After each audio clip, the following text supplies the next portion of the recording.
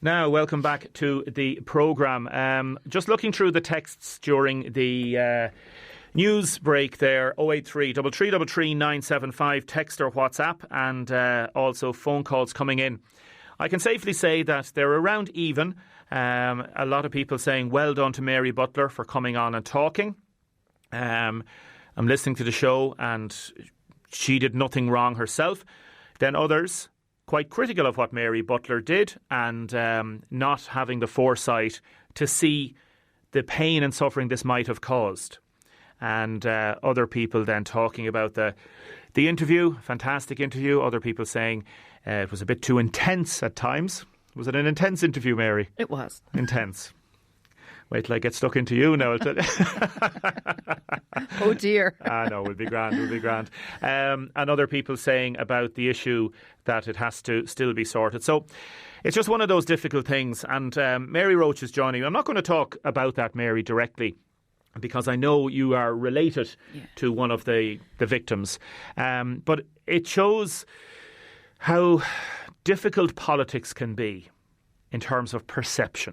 Absolutely. And, Waterford is a small place and everybody tends to know everybody or, know somebody who knows somebody. And look, I think I listened carefully to the interview and I think Mary has unreservedly apologised. I don't think you can ask any more. She has, cut the association with the office and with Brendan as a canvasser. I don't think you can ask any more of Mary. And I think the focus now needs to switch back to the Commission of Inquiry, which seems to have stalled somewhat, and I'm not sure it's getting anywhere very quickly, and perhaps that might be a better focus. I think. And that will be the focus, and that's something that we're not going to comment on, I suppose, because that is in somebody else's hands. And as you say, it's that issue, and other people saying that Mary brought this criticism on herself by having Brendan Canvas with her. So that foresight and is important, and perception's important, and Mary had said that she apologised for that.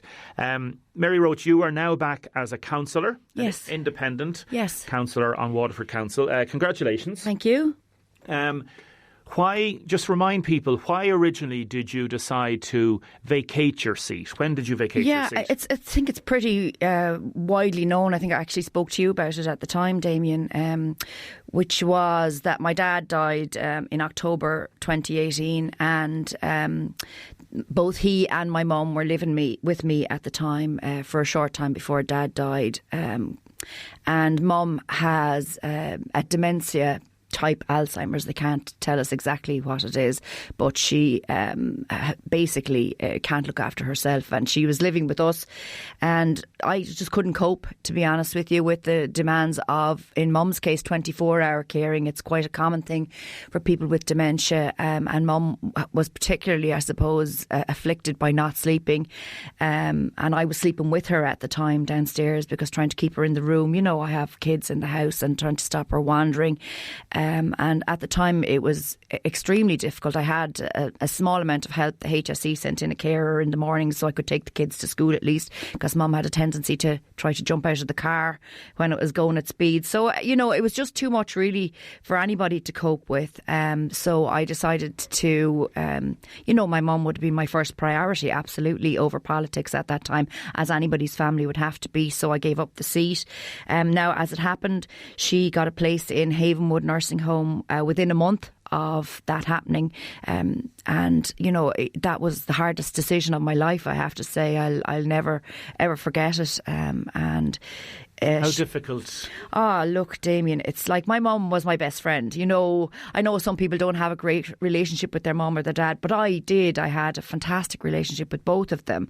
And, making that decision, I have a brother, a twin brother as it happens, but he's in New York. So he's, necessarily not on the scene, as it were. He works over there. And just to, the place becomes available, and it's not what you want for your parent, or yourself or anybody really. But, you're left with no option. You're really left with no option, because the kind of care, there are people for whom caring at home is the suitable option, and they might have a little bit of stiffness in the morning when they get up or whatever. They might need somebody to come in and cook for them, but Mum was just 24 hours. She was beyond caring for, really. She couldn't dress herself. She couldn't, she was eating out of the dog's bowl. It was impossible. It was like dealing, and I don't want to sound cruel, but it was like dealing with an adult toddler, if you know what I mean, because somebody who has, they've no filters, they have no self-control, they have no, way to live a normal life anymore. And it wasn't mum, it was the illness as such, but it was just too much for me to cope with, so I gave up the seat. Yeah, and a lot of people listening to this, and people are commenting that they understand where you're coming from because they're in the same situation. Absolutely. And it's very difficult. And the support is not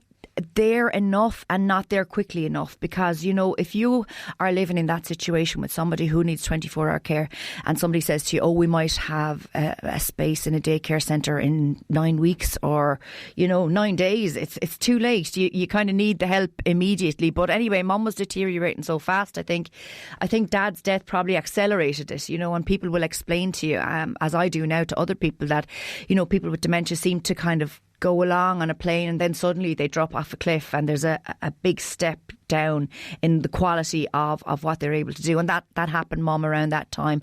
But look, she got the place in Havenwood. It's absolutely lovely out there, and Pádraig and Regina and the team out there are absolutely sensational. And mum is still not easy to care for. That's the honest to God truth. Some nights she sleeps for an hour and a half. Some nights she sleeps for 4 hours. The odd night she might sleep a whole night. She never did that in my house. But at least out there she's safe. There's staff on all night, and they have it designed in such a way that it's kind of a quadrangle, and no matter where she goes she can't get lost. But one of the things, and again it's a common thing with people with dementia, they just want to walk, and mum just wants to walk all the time. You vacated your seat, and Matt Shanahan was co-opted onto that seat. Yes, yeah. Did you get a severance? Yes, absolutely. Package? Yeah. How much did you get? Oh God, I can't remember. I think. Come on. I actually can't remember. You can't remember? It was a good lot of money now, Damien, but I've lived on it for the last I'd remember year. If I got a severance package. Well, you did. What did you get? I can tell you now, but one then. It was enough to keep me going for a little while. Yeah, well, it was you're exactly. You're an elected councillor. You're on the council for quite a number of years. Firstly as a Fianna Fáil member, and then as an independent. Yeah. So how much of a severance package did you get? I can't remember, Damien. I'd actually. 20,000? It was more. No, it was more. 50,000. It was about that. Yeah, it was. It was probably more than that. But when it was taxed, I'd 60, say it was. No. It wasn't. It was around 50,000 as far as I know. But that's exactly what I've lived on now for the last year and 3 or 4 months. So that's gone, I can assure you. And like some people are saying, do you give that back now? You No. You've spent it. No, yeah. No, that. Had you intended to come back on to the council? Absolutely not. No. And I mean, it's hilarious. I said it even last night at the council meeting where I was co-opted. The amount of people think that this was planned, but you couldn't plan for this kind of thing. When I resigned my seat, that was it as far as I was concerned. You couldn't even plan that there'd be an election, much less that Matt would run, much less that he would be elected, and much less that he would opt to nominate me back into the seat. To be quite frankly, we didn't do any kind of a deal like that at all. Were you out canvassing for Matt during the election? No, I wasn't. No, I didn't canvass for my... Because, like, I don't think people understand that independence is not a party. When you're independent, you're independent. I gave Matt the seat and the option of the seat because I wanted to help. It was a short time at that time that the council would be left. I thought the 24/7 campaign was, and still is, as far as I'm concerned, the biggest campaign in Waterford. And it struck me that giving the seat to that issue would be a great way to bring it on another level and another step, which it has done, I think. Thankfully, and Matt has won the seat now, and hopefully he's won the seat in Dáil Éireann. I mean, he won. I mean, this is his seat now. It's not my seat. I mean, there are people saying, "Oh, you got your seat back." It's not my seat. It was Matt Shanahan's seat at this stage. I mean, in my fantasies, I like to think I would have held the seat if I had run last year, but that wasn't an option. I didn't run at the time. So it was Matt's seat, and he got an enormous vote, far larger than I ever got to get this seat. Are you good friends with Matt, or was it mainly on the basis of the 24/7 campaign? It was mainly, I mean, Matt and I don't know each other socially as such. I mean, we would have come across each other. His sister, I think, was in my class many years ago in school, Vicky. I think she's his sister at least. But, we wouldn't socialise. Okay. I mean, I met him when I asked him about the seat, and we met a couple of times because he wasn't sure about taking it at that stage. He rang me up during his campaign and asked me, because they have to, as an independent, you have to, they've changed the standing orders now, because when I was nominating Matt, it was a mess because it was an independent. When it's a party, they own the seat and they can put whoever they like into it. But as an independent, I think it's kind of almost fair game for anybody, and that's why lots of people were asking me in advance of getting the co-option to comment on it, but I couldn't because it wasn't my gift, and until that vote went through last night I wasn't guaranteed that seat was going to be mine, so I didn't want to go either jinxing anything either, but it wasn't my gift to give, so I couldn't say that was going to happen. Did you have long and hard thoughts about this, or was it kind of said, yeah, I'll give it another go? Yeah, no, I didn't have long and hard thoughts about it, to be honest with you, because I've always enjoyed being a councillor. I've always felt that I've had a contribution to make, and thankfully, and people have been very kind in the last 24 hours, but I think I have made some kind of an impact at least, so I didn't have to think long and hard about it. I mean, the reason that I gave it up is gone. Now, not that it's gone, sorry, but the situation at home has improved, and I don't have to give 24 hours caring for my mum now. So no, it wasn't a long, hard decision at all, to be honest with you. I jumped at the chance. And some people have texted in about the gravy train that councillors get. Others will say councillors don't get paid enough. It's not a gravy train. It's not a gravy train. Because people are saying you're back on the gravy train. Actually, look, I know. I mean, I've even had people tweeting me, it's jobs for the boys. I pointed out that I wasn't a boy, but that didn't seem to work. But no, it's not a gravy train at all. And in fact, I would argue very strongly that it should be paid much better than it is, because it is a full-time job. And councillors, have to do an enormous amount of work outside of all of the representations and stuff like that. You're doing development plans. You have to be an expert on planning. You have to be an expert on museums. You have to be an expert on education. You go onto the ETBs. You go onto school boards of management. So, to be fair, it's a full. At the very least, it should be paid as the average industrial wage. It never will be, because it wouldn't be a popular thing to say. But popularity is not necessarily always right. What are you going to do as a councillor, as an elected or co-opted official back on the council now? What are your main three aims? Well, I guess it's been interesting to kind of step back in one sense from, the melee of 20 years, and you do get into maybe a rut. So I've actually been thinking about that. What are the things that I would like to do? And one of the things that I really think there's a space for in Waterford is, we all tend to operate in our own silos. So, for example, the council gets along merrily with its council business. WIT gets along with its business. The hospital gets along with its business. And unless there's something like the 24/7 campaign, it's kind of near the twain shall meet.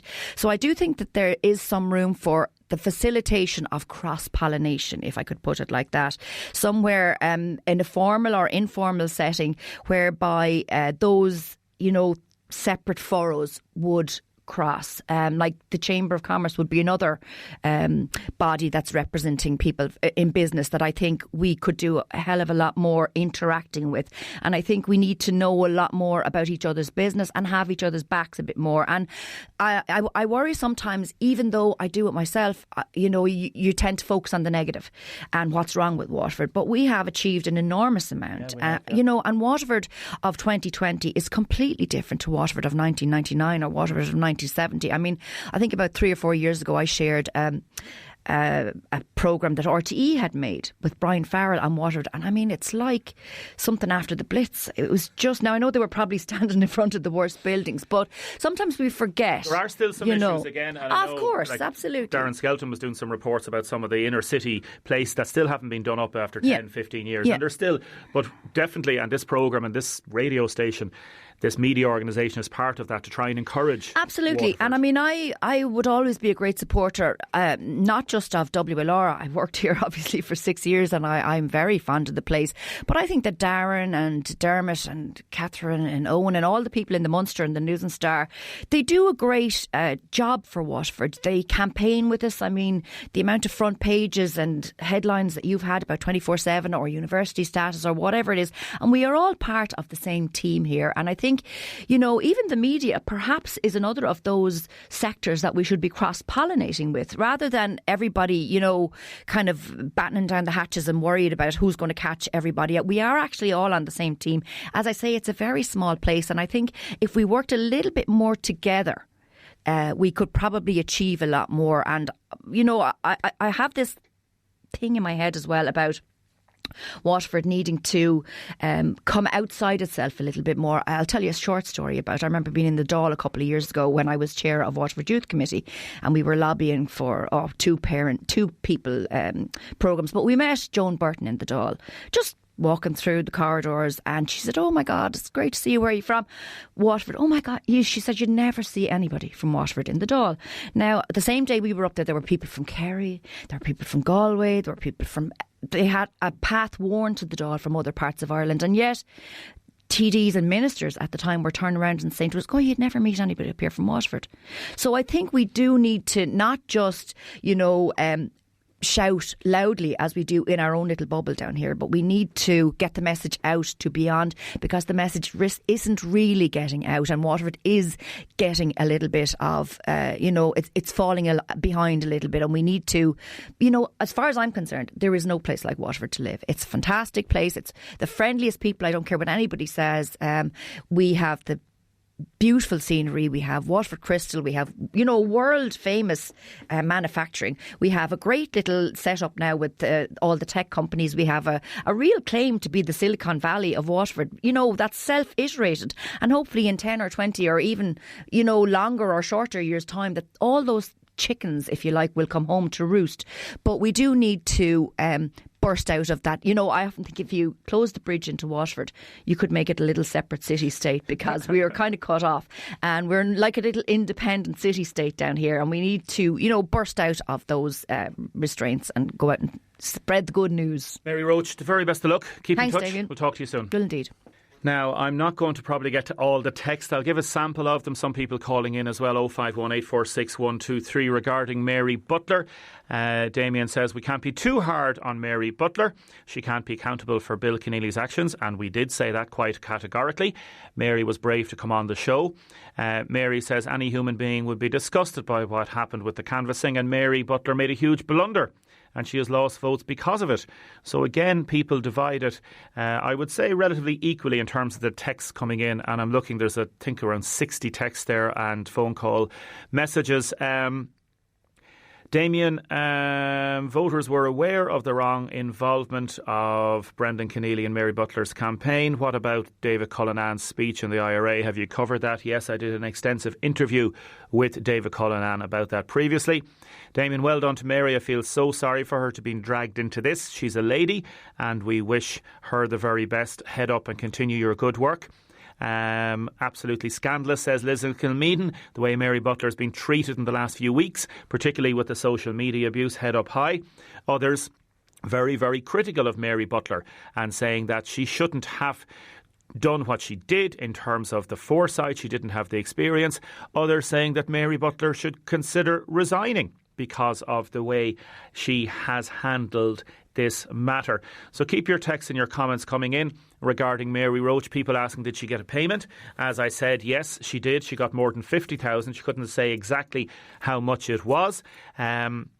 She's now back on the council, and there was a local election in between. So there's no rules or regulations saying that if you get a severance payment, you have to pay any of the money back or anything like that. No. And she has all the money spent, as she said. So she would have been on the council for 20 years. She got more than €50,000. A proportion of that was taxed, and she's back on the council now. So I think, as far as I understand, the clock starts again at zero. So whatever payments she will get in the future. But no, she's not paying any money back. She doesn't have to, and she has spent the money. Now we're going to talk about security matters and things that are very important to people on the ground, is how many Gardaí are out on the beat. But at the top of the Garda headquarters structures, there's massive changes happening, with Drew Harris accepting the resignations and the retirements of a number of senior Garda superintendents. I'm going to talk to Tom Brady, security correspondent. Tom, good morning. Good morning, Damien. Thanks very much for joining us, Tom. You write extensively on crime and security matters for the Irish Independent and other publications. 3 of the Garda's most experienced assistant commissioners are to quit their jobs in the coming months. Should we be concerned about this, or is it just something that happens naturally? Well, it's not something that happens naturally in this case. Perhaps you could say in the case of 2 of them, one of them, John O'Driscoll, who's in charge of the Garda Special Crime Operations Section, he was due to retire anyway on age grounds. He's leaving in June. You had Michael O'Sullivan, who's in charge of state security. He's in charge of the Security Intelligence Section at Garda Headquarters.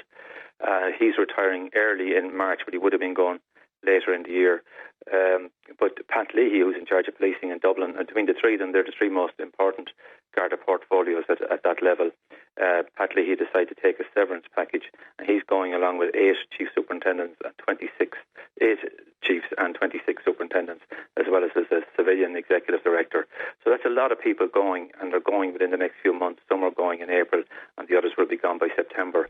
So it's a huge loss of expertise, loss of corporate knowledge, and none of those Garda jobs will be filled again. They're all being suppressed. The executive job will be filled. Yeah, this is the big thing, because obviously in the past, more than generally after, like within 6 months or 12 months, you'd certainly have them been filled. But 8 chief superintendents 8 chiefs are effectively going to be gone. Like that's an awful lot, as you say, of brain power and experience, isn't it? Yeah, and some very good people among them, those who have applied.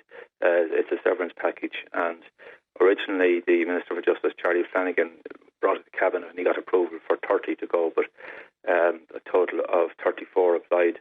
35 if you include the Assistant Commissioner. Yeah. And it was obviously decided to extend it to include all 35. So those who applied for it have been offered it. Now they have until the end of this week to determine finally if they want it or not, but it looks like most, if not all, are going to take it.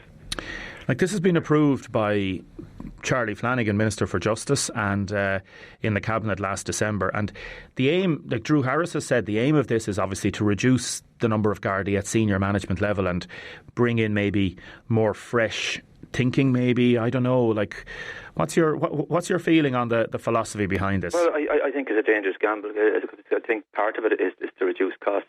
There's a huge reorganisation of the Gardaí, and there's going to be a lot less divisions than we had previously, which they're using as a way of reducing the number of senior officers around the country. But when you look at those that are leaving, some of those are also from the specialist units, some are from Garda Headquarters. So it means a big loss of key personnel, and they'll have to promote up others. Hopefully those promotions will take place sooner rather than later. It seems to be based on a model that was brought in the UK, but we've seen ourselves over the past few years how badly policing has been there. People complaining that smaller crimes are not being investigated fully, and sometimes not at all. And one of the first election promises that Boris Johnson made was that he would increase the size of the force there by 20,000. So obviously they can see that the current model they have there isn't working, and they need more police. And the government would say, and Drew Harris would say, that we are getting more numbers in at the bottom level and getting more guards on the streets. Does that tally up with what you're seeing? Well, that's certainly what's happening. But it does mean fewer senior officers around the country, and they'll have much wider areas to cover. And I don't think the public are going to have as much contact with the senior officers as they would have had in the past. But all these, I mean, it was a great idea. They're initiated a few years ago with the joint policing committees, and community leaders and politicians were delighted with this. They had the phone number of the local superintendent. There was a meeting at least once a month, but could also make personal contacts. Now that particular superintendent is going to have a much wider area, much more bigger number of communities to deal with, more politicians to deal with. So contact naturally is not going to be as great as it was in the past.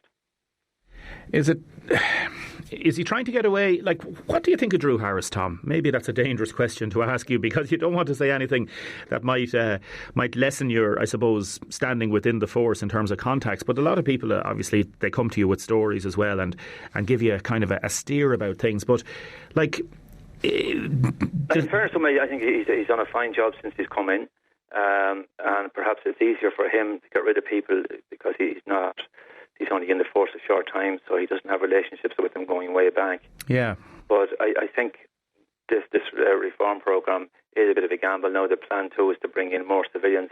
I'm not sure whether that's for the best to talk about pushing all the Gardaí out from the desk jobs and putting them out on the streets, which in theory makes a lot of sense.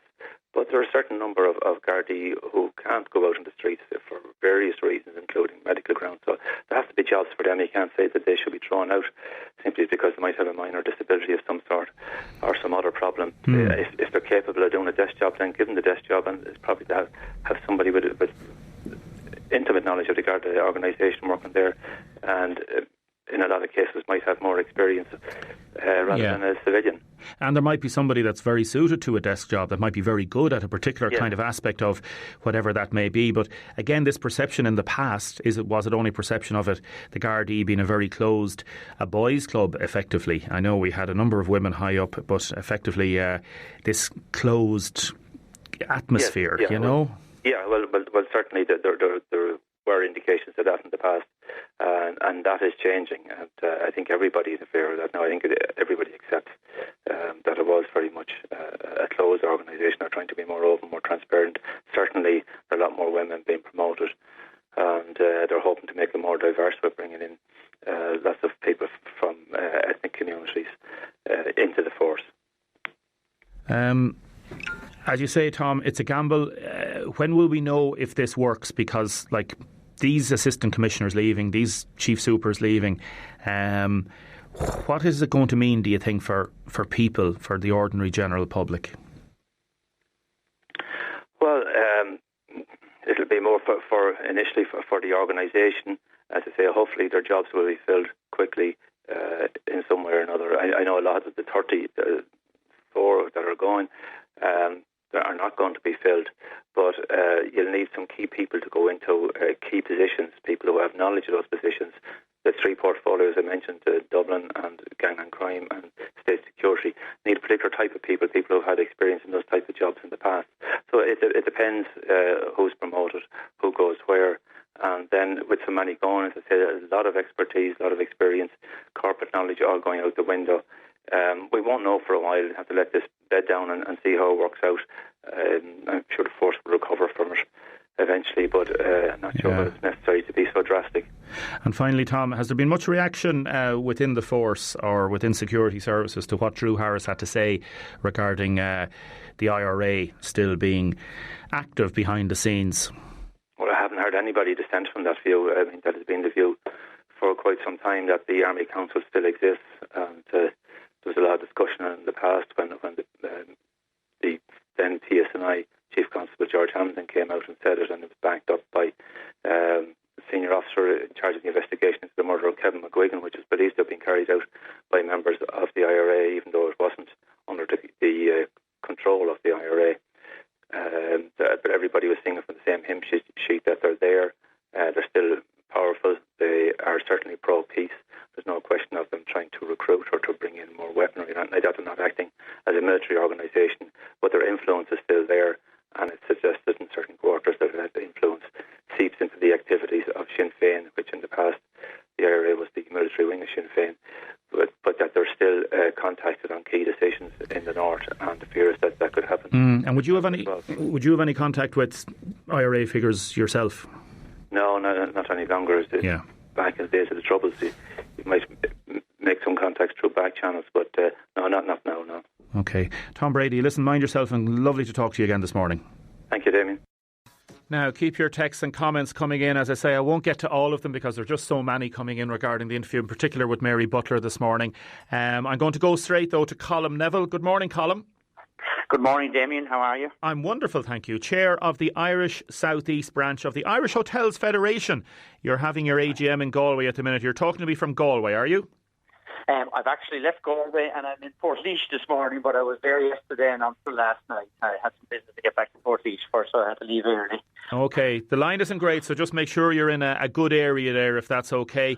We're going to yeah, that's okay, a bit better. We're going to talk briefly about, I suppose, the Hotel Federation and the reports, and also how things are at the minute. Just over 1/3 are reporting a positive outlook on trading conditions at present, so a mixed performance in 2019.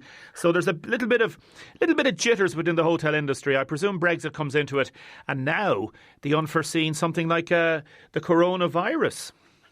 Sure, yeah, absolutely. Well, I think probably the mood in Galway among my colleagues and fellow hoteliers is definitely one of, I suppose, after a number of years of growth, we found 2019 to have been in somewhat a stall state, if I can put it that way. And I think certainly the outlook for the coming year from the forward bookings and everything, and the survey that was carried out by the IHF, would show a continuation of that. So it's a little bit of a concern. It's the hospitality and the hotel industry is in a good place, Damien. There's absolutely no doubt about that.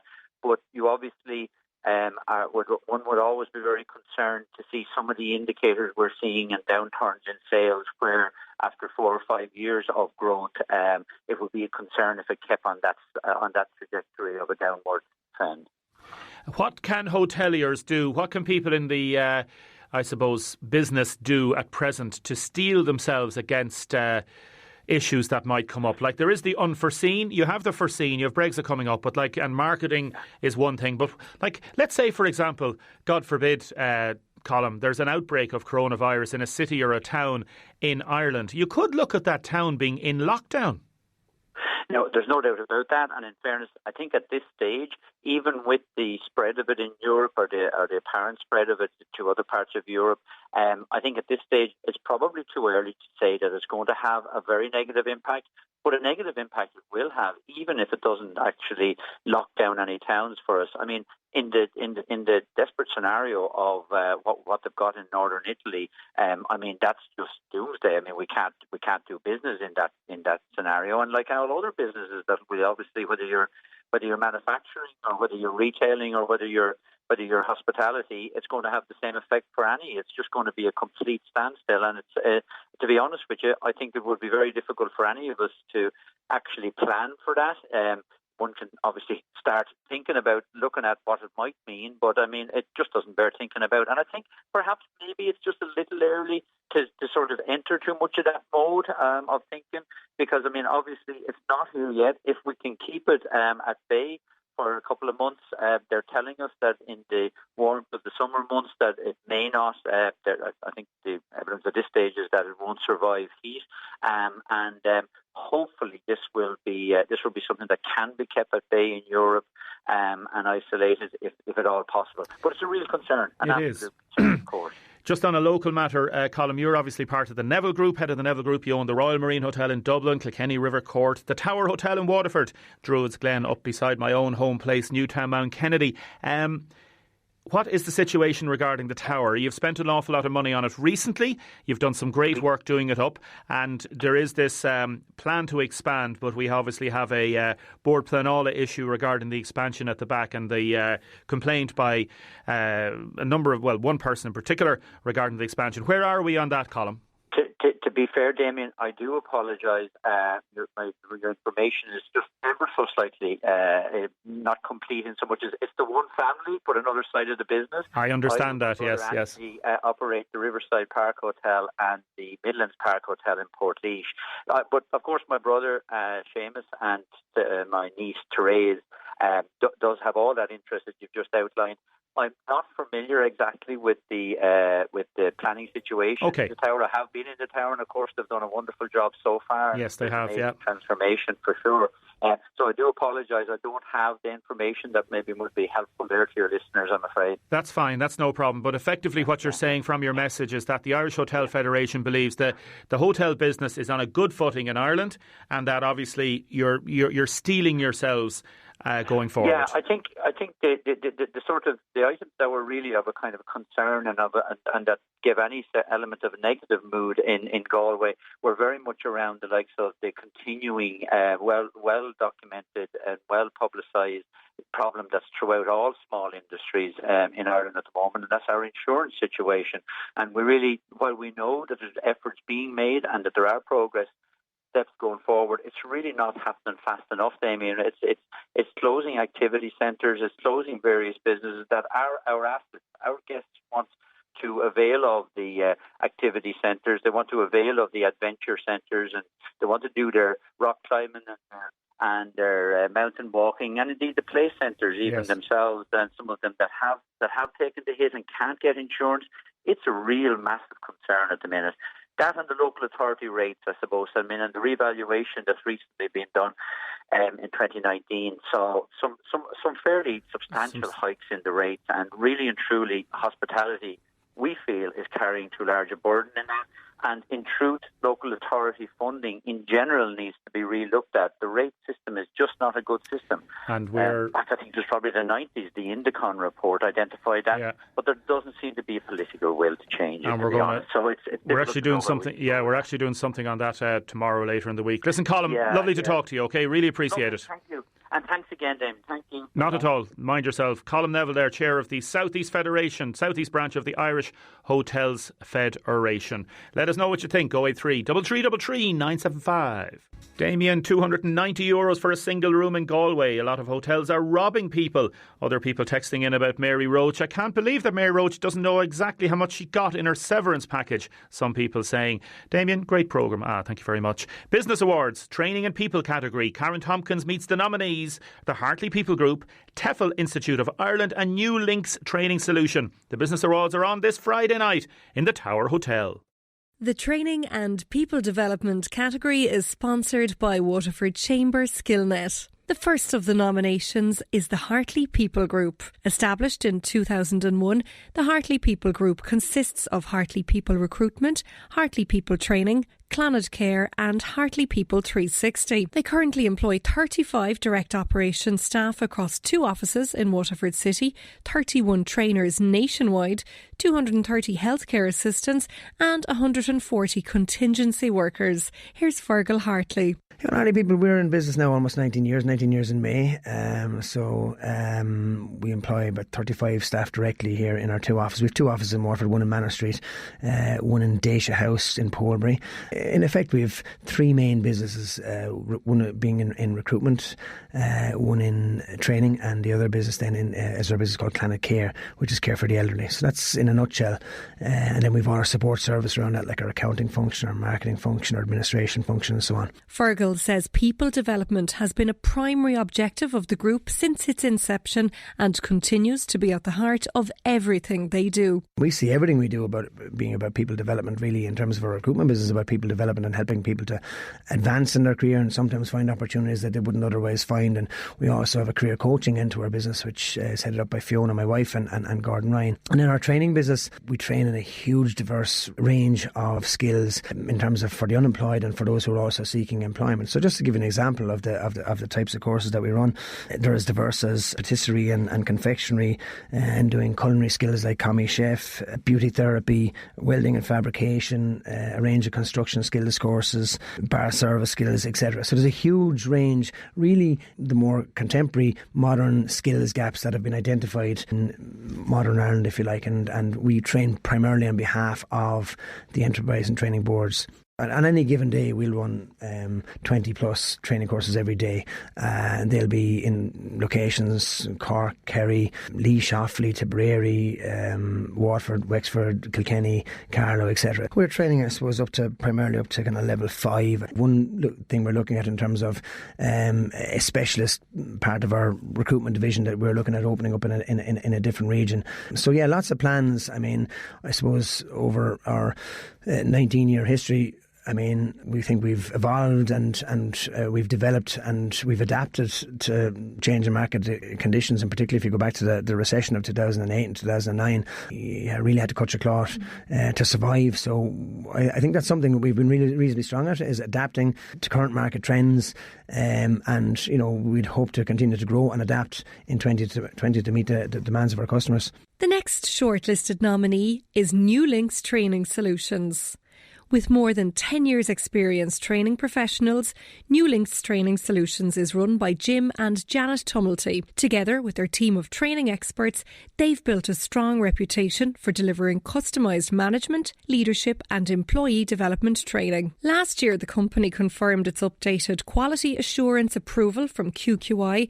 This status is coveted by education providers nationally. And this year, New Links Training Solutions plan to expand their client base, which serves the pharma, biomed, agri-food, manufacturing, retail and financial sectors. Janet Tumulty says they were delighted to receive the Waterford Business Awards nomination. We were absolutely delighted. This is the second year now that we've been nominated, and we kind of realise at this point that win, lose or draw, it's an absolutely fantastic experience. We're a professional development training company, and we offer QQI accredited training to individuals and groups from companies and from businesses throughout the southeast, but we do have clients in Dublin and the greater Dublin area as well. We started from home and we actually built it up slowly. Hard to believe that we're actually 11 years in business now. Yeah, we're now situated in the Airport Business Park out at the Waterford Airport, and we have great facility out here, including training rooms, offices and other related facilities. Myself and Jim, we lead the team, but like any business, you can't do your business without having a fantastic team behind you.